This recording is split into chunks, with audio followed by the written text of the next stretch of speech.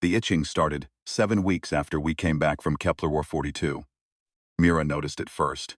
She caught me scratching at my forearms in the galley of the recovery station, both hands working in long, slow strokes like I was trying to sand the skin off, and she set down her coffee and watched me with that particular stillness she had. The kind that preceded either a question or a diagnosis, and with Mira, you could never tell which was which. "How long?" she asked. "Few days." She didn't believe me, neither did I. The mission had gone wrong in the way that clean things go wrong. Not with fire or structural failure or crew death, with a quiet wrongness that settled over everything the moment we dropped into low orbit around the gas giant's fourth moon. Kepler 442d. 12-hour days, methane seas, a sky the color of a bruise healing badly. We'd been sent to deploy a deep signal relay array, 6 months out, 2 weeks of orbital work, 6 months back. Routine. The kind of mission they give to people like me. Good enough to get there, old to waste on anything that mattered. My name is Garrett Foss. I am 51 years old. I spent 32 years as a deep space mission specialist before my right knee gave out on a re-entry, and I spent 4 months in a rehab facility, learning to walk again in a way that fooled most people most of the time.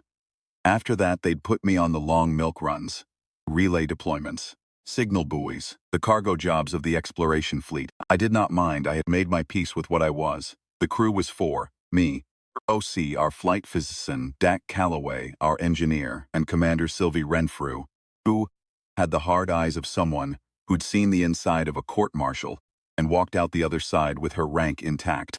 We deployed the relay array on schedule, run the diagnostics, filed the telemetry, and begun our return burn. Everything nominal, everything clean. Then, on our 3rd day of the return transit, Dak had gone EVA to clear a fouled antenna coupling, and something had touched him in the dark. That was the only word for it. Touched.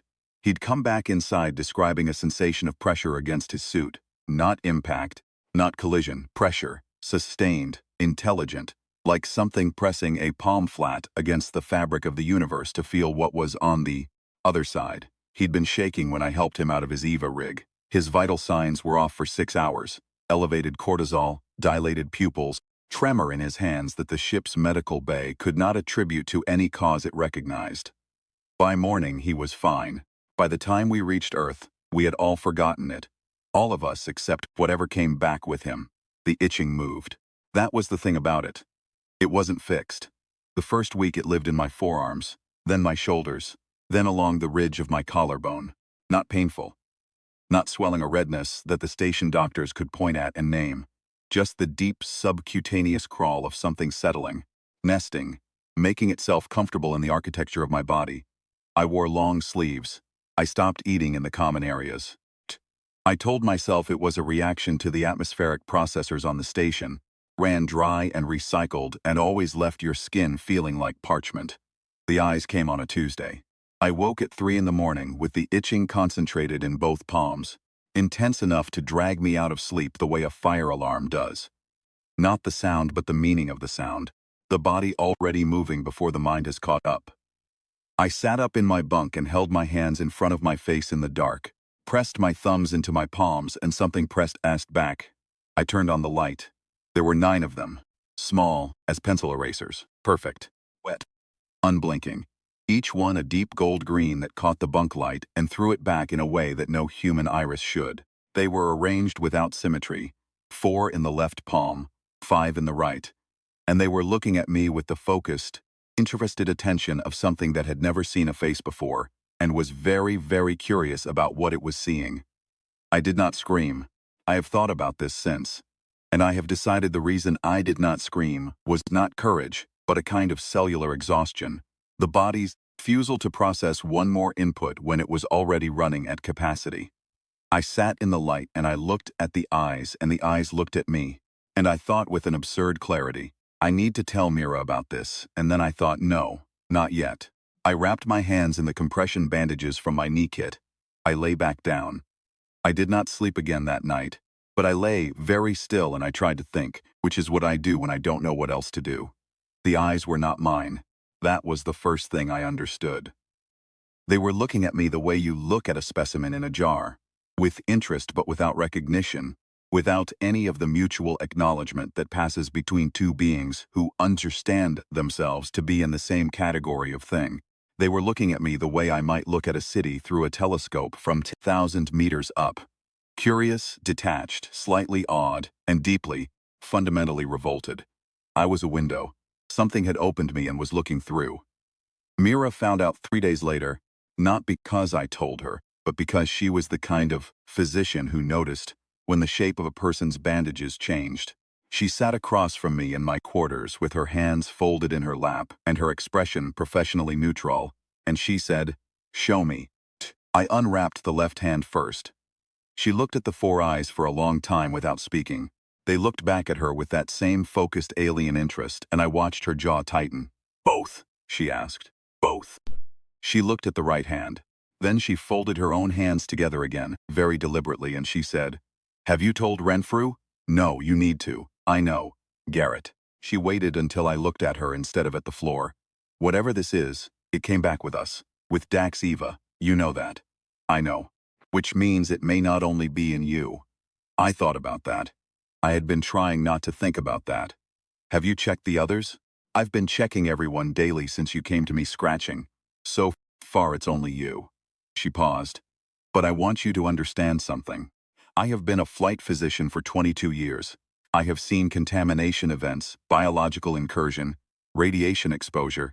I have seen things that were difficult to explain." She nodded at my hands. "I have never seen anything like this. And the fact that I haven't doesn't mean it's the worst case scenario. It just means we're in new territory." Another pause. "Are you afraid?" I looked at my palms. The nine eyes looked back. "They're afraid," I said, "of me, of all of us. I can feel it a little. Like catching someone else's emotion through a wall. Muffled but real. They're afraid of what they're seeing." Mira was quiet for a moment. "What are they seeing?" "I don't know exactly. But it's not what we see when we look at ourselves." She nodded slowly. Then she stood and said, "I'm going to get Renfrew." Commander Sylvie Renfrew had a face like a geological formation. Features arranged not by chance but by accumulated pressure over a very long time, until everything that wasn't essential had been worn away, and what remained was functional and permanent. She sat in my quarters and she looked at my hands for approximately 45 seconds. Then she said, "Can it control you?" "I don't think so. Not yet." "Can it see what you see? Hear what you hear?" "Vision, yes, I think so. The rest I'm not sure." She looked at Mira. "We need to report this to the mission authority." "We do," Mira agreed. "If we report this," Renfrew said, "they will quarantine us. All four. Garrett most heavily. They will run tests that will take months, possibly years. And whatever we learn from him," she used the word him with the precision of someone who understood its weight, "will be processed through 17 layers of bureaucracy before anyone acts on it." She picked up my right hand, carefully, and turned it so the five eyes faced the ceiling. She studied them the way she would study a navigation chart. Not with alarm, but with the intent focus of someone planning a route. "Do you know about them so far?" "Not the biology, the intelligence. They're organized. The nine eyes don't operate independently. They're a network, looking at potential simultaneously, sharing what they see, like a compound eye." Paused. "They're old. Not individually. I don't think any individual organism is especially long-lived. But the intelligence behind them is old. It has been doing this for a long time." "Doing what specifically?" "Opening windows," I said, "into places they want to understand." Renfrew set my hand down. She was quiet for a moment then. "And what have they concluded about us?" I thought about how to say it. "They think we're monsters," I said. "Not metaphorically. From whatever framework they use to evaluate life, we register as wrong, threatening, something that should not exist in the universe they understand." I paused. "But they keep looking. That's the part that doesn't fit. If we were just monsters, they'd close the window and move on. But they keep looking." "Because they're scouts," Mira said. I nodded. I had been thinking the same thing and had not wanted to say it first. "Scouts," Renfrew said. "Whatever they are, they're not looking at us for the pleasure of it. They're building a picture, cataloging, reporting back." I flexed my fingers slowly. The eyes moved with the flex, wet and attentive. "Something out there is trying to understand what humanity is, and it's decided the best way to do that is from the inside." The silence that followed was the kind that happens when three people each independently understand something and are each waiting to see if someone else will say it first. Renfrew said it. Then we need to decide what we want them to see. The weeks that followed were the strangest of my life, which is a significant claim from a man who has spent substantial time beyond the heliopause. Renfrew did report the contamination. She was not the kind of officer who hid things from her chain of command, and she was not the kind of person who believed you could manage a situation of this magnitude with concealment. But she reported it in a specific way, framed around the biological anomaly rather than the intelligence assessment, buying us to understand what we were working with before the institutional machinery descended on us. It was the kind of report that got filed, acknowledged, and then sat in a queue for review while other crises competed for attention. She was very good at that. In the meantime, we studied. Mira documented the eyes every 12 hours, their number, position, responsiveness, the subtle changes in their orientation and focus. By the end of the second week, there were 14 eyes in my palms. By the end of the third week, 19. They were multiplying slowly, methodically, the way a settlement expands. Not reckless growth, but deliberate strategic establishment of new positions. Dak, who had the engineering mind that sees every problem as a system with inputs and outputs, had proposed the idea that became central to everything. They're transmitting, he said one evening, pointing at a readout on his tablet, that none of the rest of us fully understood. The eyes aren't just receptors, they're transceivers. Whatever they see, they send, and the signal has to go somewhere. Can you trace it? Renfrew asked. I can tell you the direction. He adjusted something on the screen. The signal's going out system. Past the heliosphere, toward the Kepler region. Which makes sense, right? That's where we found them. Can you do anything with that signal? I asked. Read it? Interrupt it? He thought about this for a long time. Then he looked at me with the expression he got when a solution had presented itself that he wasn't sure anyone would like. I think I can do both, he said. But to do it, I'd need to be able to work from the signal source, which means working from you. Fine, I said. Mira began. Fine, I said again. Whatever needs to happen happens, that's the deal. Dak built the equipment over the next 10 days, working in the machine's electronics bay with the focused intensity of a man who understood that what he was building mattered beyond his ability to fully compute.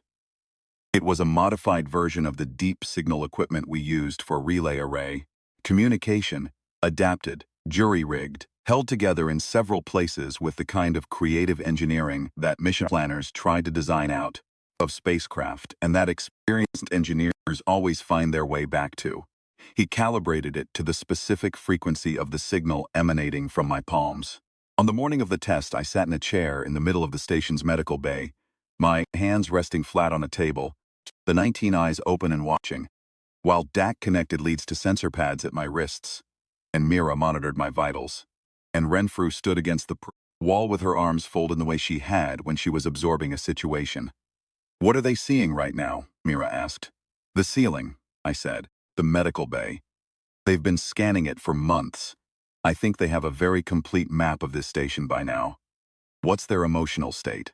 I reached for the impression that I'd learned to read, like learning to interpret weather through the ache in an old joint. Interested, I said. Still afraid, but they've gotten used to us a little. The fear is background now. Managed. They're curious, the way you're curious about something you don't understand, but need to understand. Because they're planning, Renfrew said. Because they're planning, I agreed. Dak made a sound that was not quite a word and adjusted something on his equipment. Okay, he said. I can see the signal. It's complex, layered encoding, nothing like anything in our signal catalog, but I can see its structure, and I can generate an interference pattern that will, not block it, exactly, but distort it. Degrade the quality of what they're receiving. For how long, I asked. As long as I run the equipment. And the other thing? Renfrew asked. You said you could read it. I can approximate a translation. Not exact. I'm building a Rosetta Stone with no anchor language. So there's going to be a lot of inference. But I think I can get the broad strokes. He looked at me. To do that, I need to cross-reference what I'm reading in the signal against what you're telling me you perceive from them. Your subjective sense of their emotional and informational state compared to what the signal actually contains. For time I can calibrate. Do it, Renfrew said. We worked for 6 days. On the first day I told Dak what I was feeling from the eyes, while he mapped the signal structure. On the second day he began to build correlations between my descriptions and specific signal patterns. On the third day he could identify, with reasonable confidence, 3 broad categories of transmission. Observational data, which was essentially the visual feed, what he called evaluative data, which appeared to be some form of qualitative assessment, and a third category he could not yet characterize. On the fourth day I had a dream. It wasn't mine. I understood that while it was happening. My dreaming mind watched the imagery pass through it with the detached recognition of someone watching a foreign film without subtitles. Comprehension coming, not from language, but from shape and feeling, and the accumulated context of everything that had come before. Seeing Earth from outside. Not from orbit, from much farther out, distance where the planet was a pale blue dot, and the solar system was a coherent object you could hold in your mind all at once. I was seeing it with something like dread. And I was seeing the humans on it with something that my sleeping mind translated imprecisely as beware. They had reached a conclusion. I told Renfrew in the morning. She listened without moving. Then she said, "How long do you think we have?" "I don't know. The distance alone, if they're sending something from Kepler 442, the travel time is years, decades. Unless they have something already in system," Mira said. The silence that followed was different from the previous silences. It had a different texture. The kind of texture that makes the hairs on your arms stand up. "We have to assume they don't," Renfrew said. Because she believed it, but because the alternative was a kind of paralysis that served no one. On the 5th day, Dak broke the 3rd signal category. It was the hardest of the 3 to characterize. And when he finally characterized it, he sat very still for a long time before he called the rest of us in. "It's not data," he said. "It's not observational, and it's not evaluative." He turned his screen to face us. I didn't understand the visualizations, but I understood his face. "It's instructions." "Instructions," Fru said. "Outgoing instructions. From the relay point in the Kepler system to assets. Multiple assets." He zoomed into a portion of the signal map. "The ones in Garrett aren't a scouting network reporting back to a home base. They're a command node. Receiving orders," and he stopped and passing them on. I felt something shift in my palms. Not the physical sensation of the eyes. That had long since become familiar, but something underneath it. A change in the quality of the attention I felt from the intelligence behind the eyes. As if it knew we had just understood something.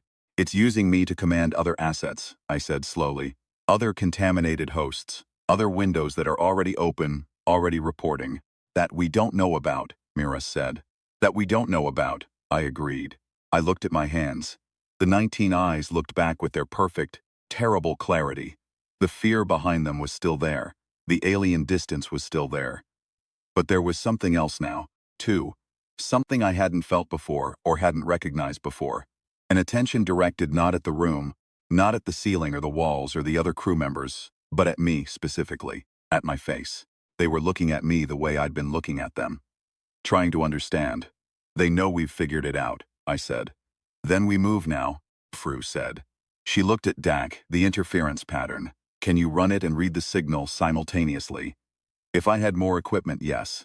"You need the deep array in the relay bay. If I can hook into the station's own array, I can scale it. Not just degrade their signal, map the full network, find every other asset they have and—" He stopped again. It was becoming a habit, and Dak was not usually a man who stopped in the middle of sentences. "And," I said, "I think I can reverse it." He looked at me. Not at my hands, at my face, the way Renfrew looked at things when she was assessing rather than just seeing. "I think I can use the signal infrastructure they've built. Using you as the relay node, and push something back through it. Not our data. I can't encode anything in their format, but interference, selective interference, targeted at the specific frequencies their network operates on." He paused. "If it works, every window they have open in this system goes dark at once." "And the ones beyond this system?" Mira asked. "The signal degrades with distance. Past a certain point, they'll still have their network, but it'll be damaged. Reduced. They'll have to rebuild from the Kepler side. Buys us time. He spread his hands. It's not a permanent solution, but nothing is. How does it affect Garrett? Mira said. Dak looked at me again. The interference is generated from the node, from you. It's going to feel like, I don't know exactly. Like all of it firing at once. Like opening every window in a house and letting in a storm. Will it damage him? A pause that was slightly too long. I don't think so. Dak. I genuinely don't know, Mira.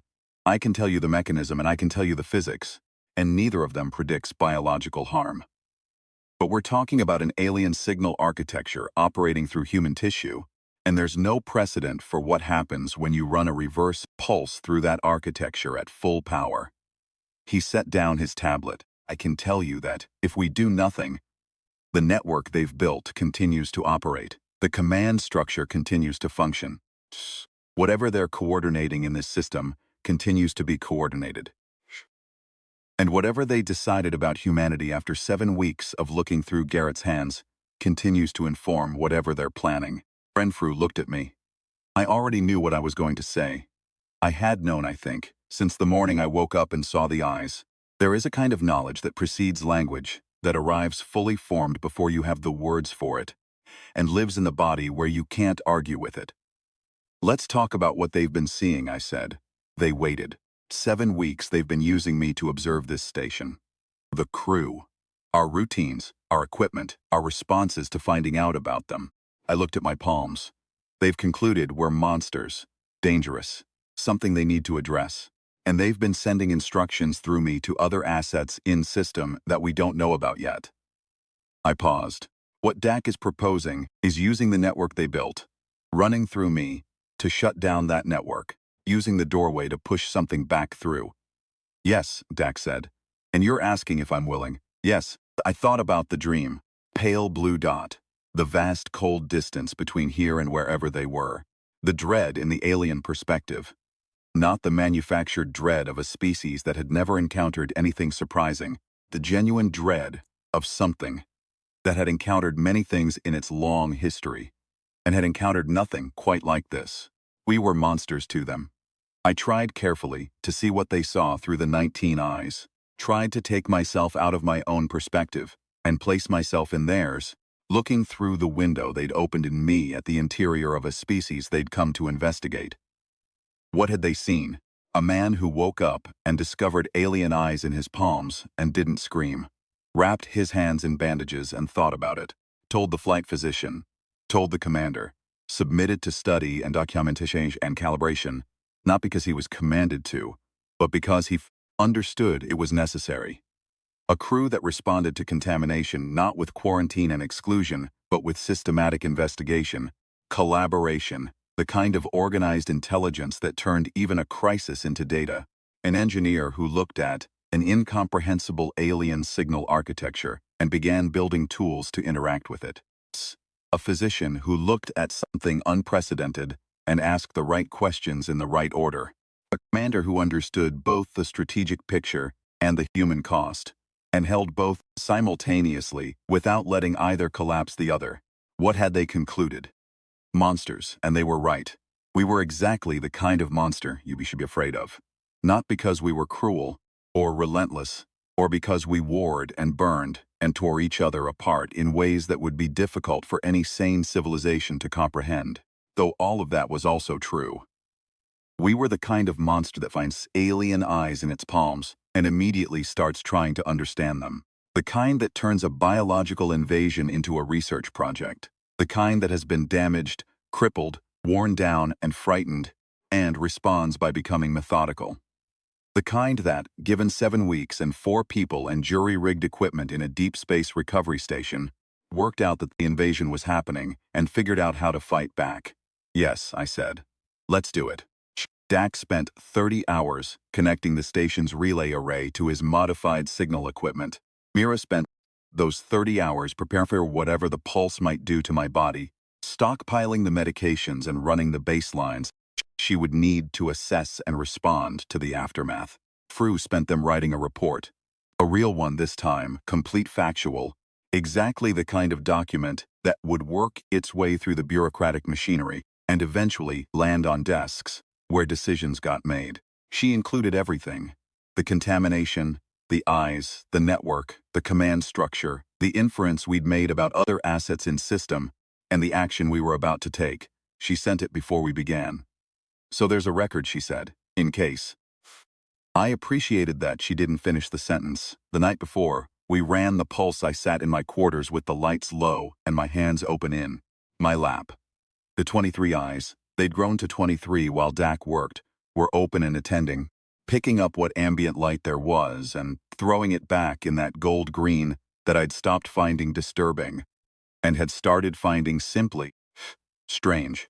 The way you stop finding a neighbor's unusual habit disturbing once you've lived next to them long enough. Tried to think about what the intelligence behind them was experiencing. 7 weeks of observation, and in those 7 weeks they watched us discover them, name them, study them, prepare to close every window they'd opened. Across however many contaminated hosts they'd managed to establish in this system. They'd seen us figure out their command architecture.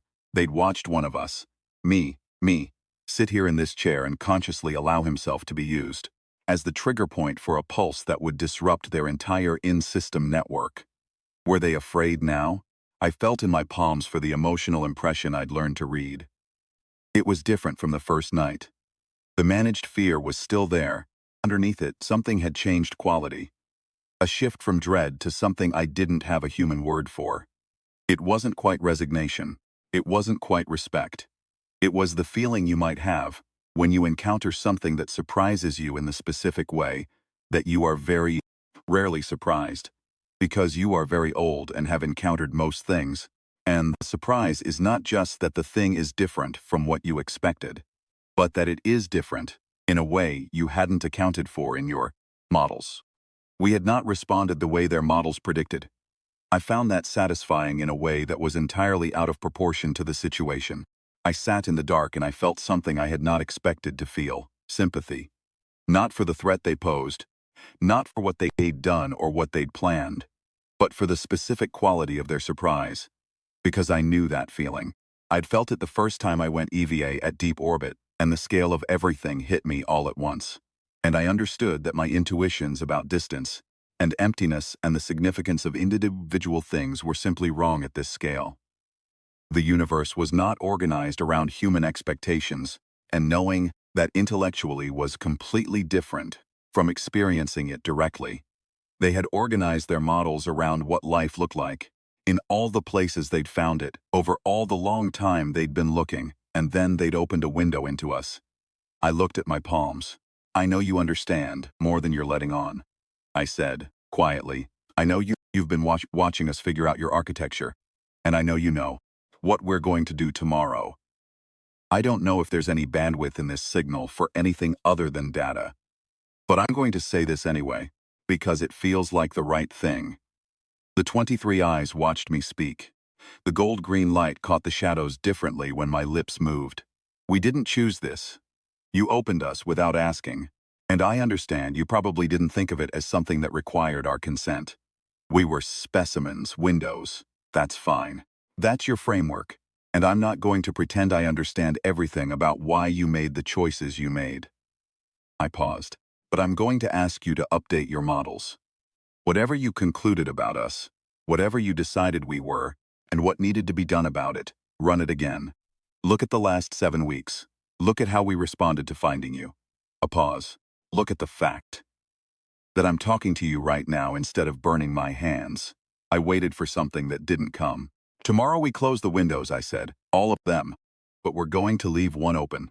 I looked at my palms steadily. Fine. After the pulse, the other assets go dark. But I stay as I am. That's the message. We're not trying to destroy your network. We're trying to renegotiate its terms. I flexed my fingers slowly, and the 23 eyes moved with the flex. You wanted to know what we were. You've had 7 weeks. Whatever you saw. I think you know, we're not something you want to approach the way you were planning to approach us. I stopped. I think you know we're something you might want to talk to instead. The gold-green light was very still.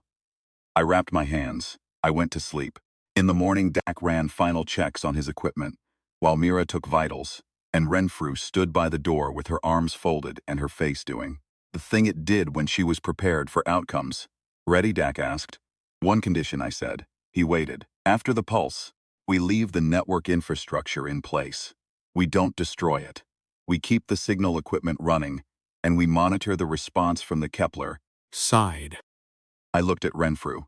If they want to talk, if there's anything in the return signal that looks like it's responding to what I said last night rather than just re-establishing the network, we try to answer it. Renfrew held my gaze for a long moment. That's going to be a difficult sell to Mission Authority. I know, but it's the right call. Why? Because they updated, I said. In the last 12 hours, something changed in what I'm reading from them. The instruction traffic slowed down, not stopped, slowed. They're waiting to see what we do. I looked at my hands. Something that's been doing this for as long as they have doesn't slow down its network. Activity without a reason. They heard me. Somehow, through whatever they can read in the signal that runs through me, through the biology of the thing, through something I don't understand and maybe never will, they heard me. I paused, and they want to know if I meant it. The room was very quiet. Do you mean it? Mira asked. I thought about the pale blue dot in the dream, the alien dread. The very old intelligence behind 23 small eyes in a disabled astronaut's hands, having spent 7 seconds observing a species it had expected to understand, and found instead something that kept refusing to fit its models. Yes, he said. I mean it. Dak ran the pulse. It was not what I expected, which I should have anticipated given that nothing about any of this had been what I expected. I had imagined pain, or at least intense sensation, the kind of overwhelming input that translates as pain even when the nerve signals don't technically qualify. What I felt instead was amplitude. Every awareness I'd developed over 7 weeks of learning to read the fear impression through my palms suddenly opened to maximum. The way a speaker blows out on a signal too large for its housing, except that the housing held. For approximately 4 seconds I was aware of the entire network. Not its specifics, not its individual nodes, its scale, its age. The vast patient architecture of something that had been quietly opening windows across a very large volume of space for a very long time. Then the interference pattern hit, and the network went dark. Most of it. Mira was beside me before the second was done, running the vitals, checking my eyes and my pulse and the indicators she'd set up over the last 30 hours.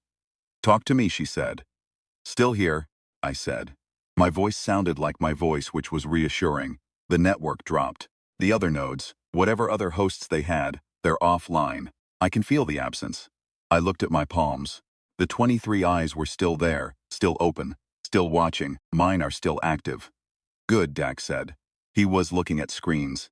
Interference pattern is holding across the full network. Except your node. I threaded the interference around you, like I said I would. He looked up. It worked. Renfrew uncrossed her arms. The in-system assets are dark. Everything in the network except Garrett.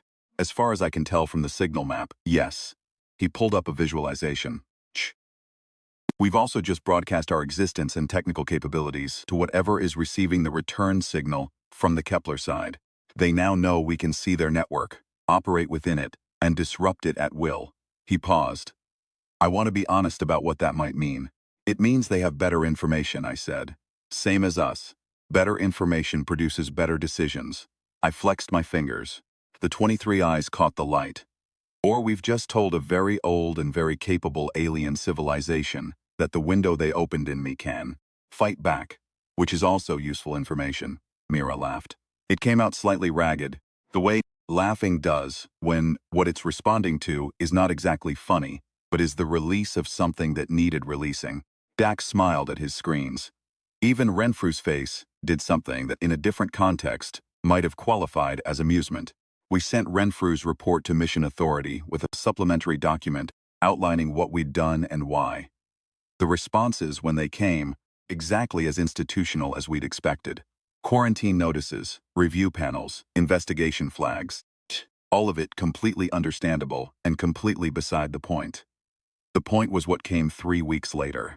Dak had kept the signal equipment running, monitoring the Kepler direction signal continuously, flagging any deviation from the baseline. When the deviation came, it was subtle. A modulation in the carrier frequency that he almost missed, and that he spent 48 hours verifying before he came to find me. "There's a return signal," he said. He was trying to keep his voice neutral, and not quite managing it. "From the Kepler side. It's not a resumption of the instruction traffic. It's different." He handed me his tablet. "The encoding structure is entirely different from anything in the previous signal, which is significant." "Why significant?" "Because the previous signal was optimized for internal network use, for talking to assets, for command and control." He tapped the visualization on the tablet. "This encoding structure is different. I spent 48 hours on this. I think it's designed to be decoded by someone who doesn't already share the encoding framework. It's designed to be understood by an outside party." He looked at me. "I think they're trying to talk to us."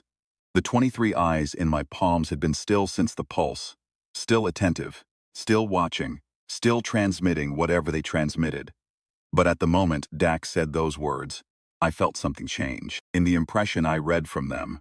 Not fear, not the managed dread that had been the baseline for 7 weeks. Something I had no prior name for, that I filed provisionally under the category of recognition. The same recognition I'd felt in myself, in the dark, the night before the pulse, looking at the 23 small eyes, and understanding that we were both, in the end, trying to work out the same thing, what the other one was. "Tell Renfrew," I said. "Tell Mission Authority. Tell everyone." I set down the tablet. "And then, let's figure out how to answer." The quarantines lasted 8 months. The review panels took 2 years. The institutional machinery moved at the pace institutional machinery always moves, which is the pace of safety over urgency, process over instinct, and which is annoying, until you consider what happens to civilizations that operate without it. In those 2 years, Dak and a team of linguists and signal theorists that Mission Authority had eventually, grudgingly assembled worked on the return signal. The translation that emerged was partial inferential and contested. But the broad outline was not contested. They had been opening windows for a very long time. Across a great many worlds, the methodology was consistent. Introduce the signal organism into a promising host, establish observation, assess threat level, coordinate response. We were the first case in their long history where the host had understood what was happening, developed the technical capacity to interact with the signal architecture, and chosen to issue an invitation instead of a defense. It was, apparently, entirely outside their models. Their models, updated. I spent those 2 years at the recovery station, in a quarantine that was not harsh but was thorough.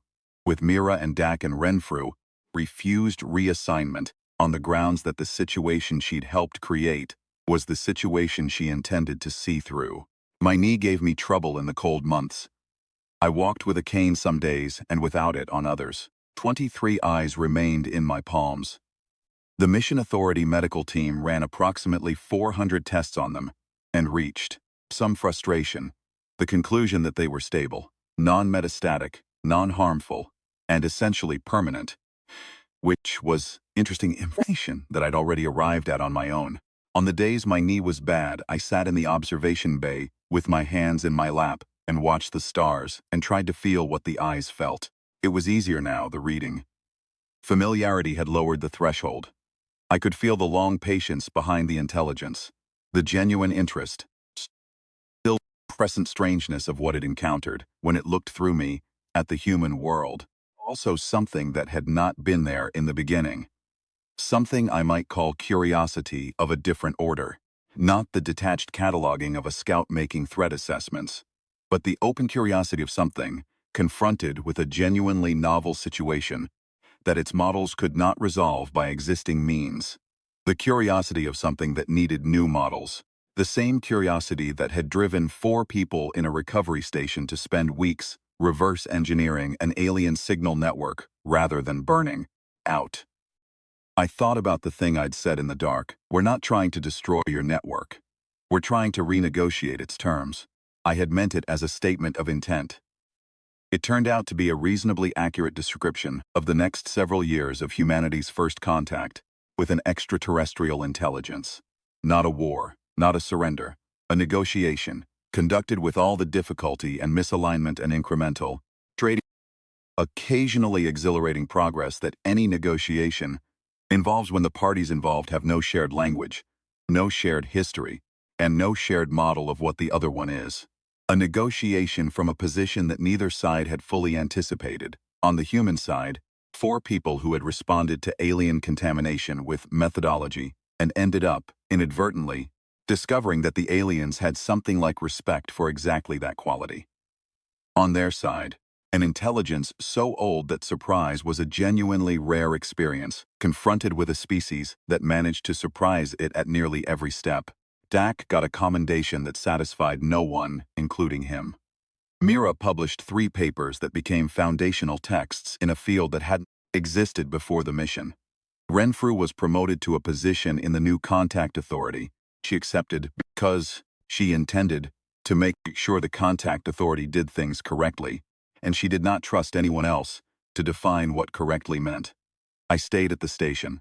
It seemed like the right place to be. The signal equipment was here. The translation work was here. The 23 eyes in my hands were here, and they had become, over the course of 2 years, something I understood with a depth that no one else could match. Not because I was special, because I had paid attention. On a Tuesday evening in the 2nd year, sitting in the observation bay with the stars beyond the window and my hands open in my lap, I felt the impression from the eyes shift in a way I had learned to recognize as significance. As information being transmitted that carried more weight than the routine observational feed. I waited. The shift resolved into something that my reading of their emotional register translated with all appropriate uncertainty as acknowledgement, recognition of a specific named thing, feeling of 2 parties in a negotiation arriving, at last, at a shared piece of ground. I looked at the 23 eyes. They looked back. Outside, the stars were the same stars they had always been, the same distances, the same light years of cold. Nothing between here and everywhere that mattered. But the nothing was not empty. It had never been empty. It was full of signals, full of windows, full of the patient, long-game attention of intelligences that had been at this for much longer than we had, and had until 7 weeks in a recovery station somewhere above the ecliptic, never encountered anything that made them update their fundamental assumptions about what life was. I scratched the edge of my palm with my thumbnail. Old habit. The itch had been gone for 2 years. Yeah, I said to the eyes, we're something, aren't we? The gold-green light caught the window reflection and threw it across the ceiling in a pattern that was almost familiar by now, almost like home. I put my hands in my lap and watched the stars and waited for what came next, which was what I had been doing, one way or another. Most of my life I was good at it, we all were.